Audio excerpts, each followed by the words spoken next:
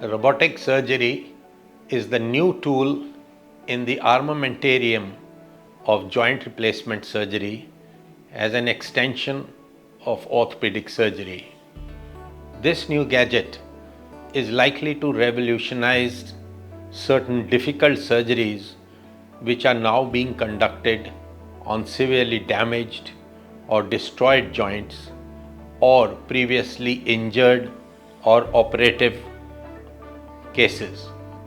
Now, there are advantages like this particular surgery gives you precision, a good alignment when you are putting the knee straight. It helps with soft tissue balance, and it also is supposed to stretch the ligaments lesser than the conventional surgery.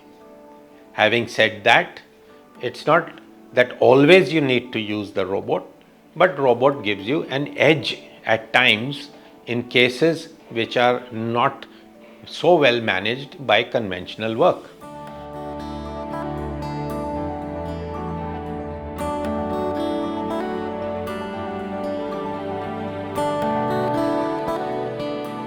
Subscribe to our YouTube channel and press the bell icon to get the latest healthcare updates.